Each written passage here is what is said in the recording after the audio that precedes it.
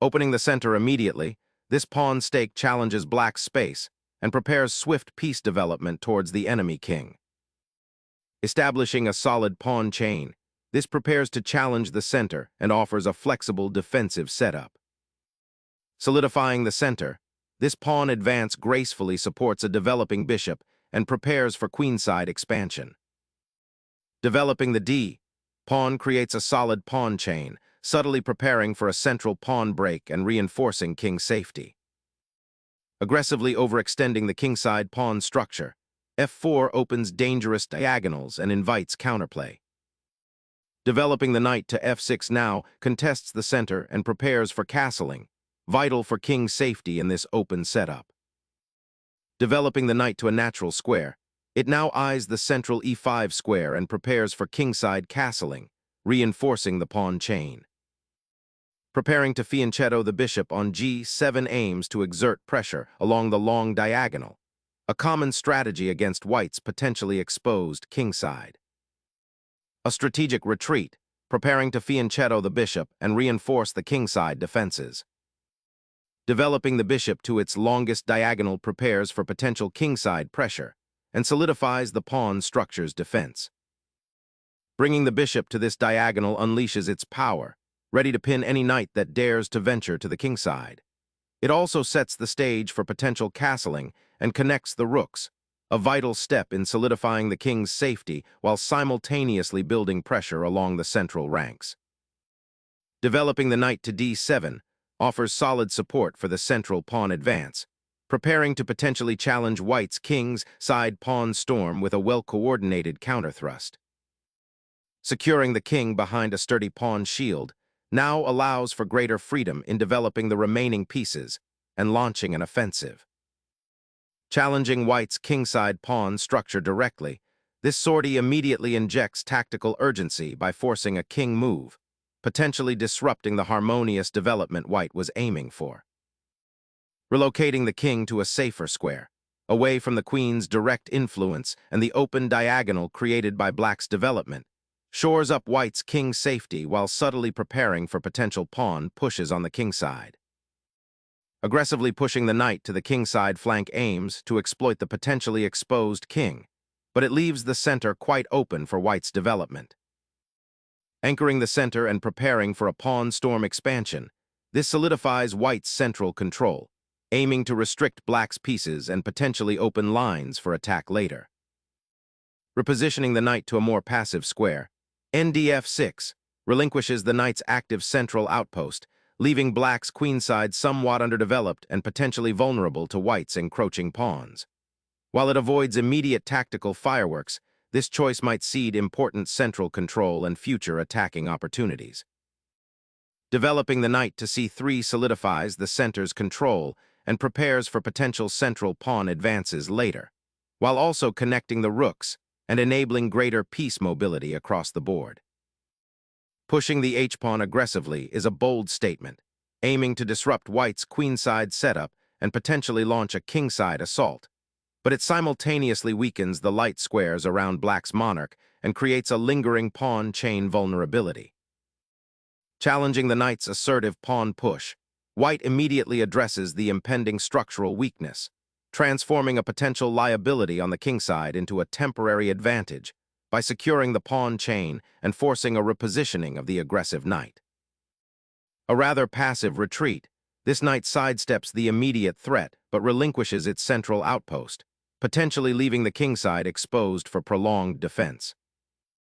Unleashing the knight on the edge of the board, a bold attempt to disrupt black's kingside structure and potentially create attacking chances, although it sacrifices valuable central influence.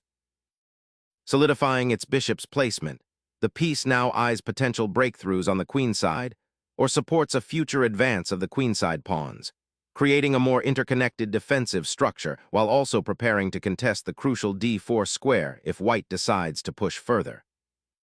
Unleashing a potent pawn thrust, white immediately challenges the central pawn structure, aiming to pry open lines and potentially disrupt black's well-established fianchetto setup. This aggressive push injects immediate dynamism into the position, forcing black to reckon with a sudden increase in central tension and the possibility of a rapid queenside advance or a premature kingside assault. Unleashing a pawn storm towards white's king, black bravely challenges the central tension, embracing the ensuing tactical fireworks and potentially opening lines for rapid piece development, a bold gambit for initiative. Seizing the open file, this pawn push dramatically alters the central landscape, creating immediate tension and promising an aggressive campaign along the E file. Black's knight embarks on a peculiar circuitous journey, retreating from its earlier aggressive positioning, suggesting a potential shift in black's strategic focus from immediate confrontation to a more defensive consolidation, though this retreat could also be interpreted as a missed opportunity to exploit white's slightly overextended pawn structure. Sensing a weakness, the knight boldly ventures forward to disrupt black's queenside development and potentially eye the undefended b6 square. Relocating the queen to c7 offers a more secure resting spot than the exposed a4 square, while also preparing to challenge the central control white has begun to assert. This maneuver aims to shift the focus of the game from the queenside skirmish towards the more congested center, potentially unlocking lines for black's pieces. It's a subtle but important step in realigning black's forces for the upcoming positional struggle.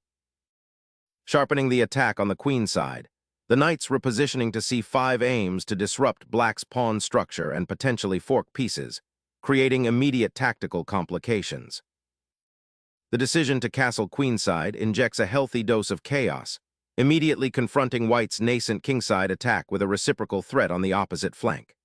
Black's king, now exposed on the c-file, becomes a potential target for a swift cavalry charge, while white's own monarch, though tucked behind pawns, might find its safety compromised if the queenside engagement escalates too quickly. This ambitious maneuver sacrifices immediate pawn protection for dynamic counterplay, forcing white to carefully assess the balance between their attacking aspirations and the newfound dangers lurking on their queenside.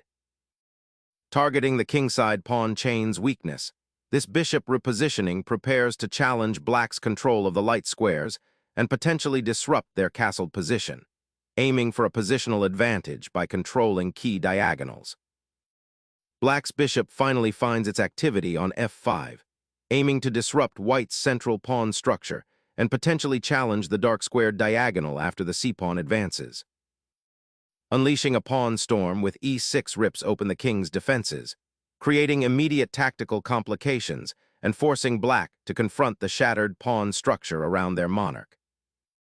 The seemingly passive repositioning of the queen to b6 intends to challenge the newly opened diagonal towards white's weakened queenside and potentially create outposts for black's knights, while simultaneously offering a way to untangle the pieces from the cramped position. Seizing the initiative by opening the f file, this capture creates a direct confrontation and aims to exploit black's exposed king, but it also commits white's pawn structure to a more aggressive, potentially brittle state, demanding precise follow-up to capitalize on the newly created weaknesses. Attempting to regroup the knight from the exposed f6 square, this move sacrifices tempo and concedes significant central control as the white pawn advances, aiming to destabilize black's kingside pawn structure. Sacrificing the bishop opens a powerful diagonal for the queen and threatens a quick mate. Liberating the bishop from its initial defensive post on g7 unleashes its diagonal power, but it's a calculated risk that invites white's aggressive pawn thrusts to potentially shatter black's kingside structure. The knight's sacrifice clears the f5 square for the bishop, aiming to dismantle black's kingside pawn shield and exploit the exposed monarch. Suddenly, the game's complexion shifts dramatically as you're forced to reclaim your pawn, opening a precarious diagonal for your monarch that will demand constant vigilance. Unleashing the queen to the central e-file aims to disrupt black's kingside pawn structure, forcing a reaction and potentially opening lines for white's rooks, while simultaneously defending the e5 pawn.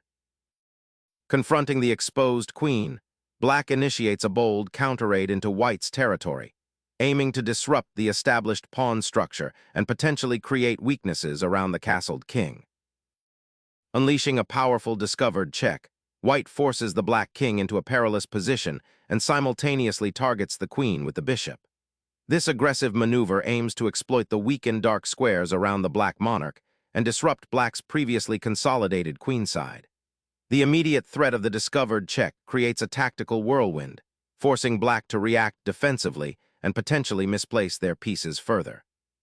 White seizes the initiative, aiming to capitalize on black's king being exposed in the center, while the queenside castling setup has proven to be a strategic liability. A desperate attempt to regroup under extreme pressure, this knight's redeployment seeks to shore up the crumbling kingside defenses and perhaps even create a new attacking threat, though its effectiveness is severely hampered by the exposed king and the cramped position. The knight's triumphant return to the d-file aims to dislodge black's precarious queen and prepare a decisive kingside assault, turning a seemingly quiet position into a tactical minefield. The knight's retreat to d7, far from its initial sortie, initiates a desperate defensive stand, desperately seeking refuge from the relentless kingside pressure.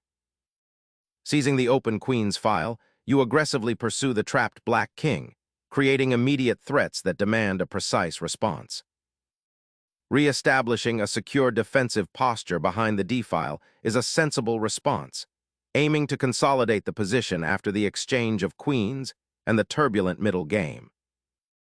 Unleashing a relentless check, white aims to disrupt black's reorganized pieces and expose their somewhat vulnerable king, all while maintaining a crucial pawn advantage.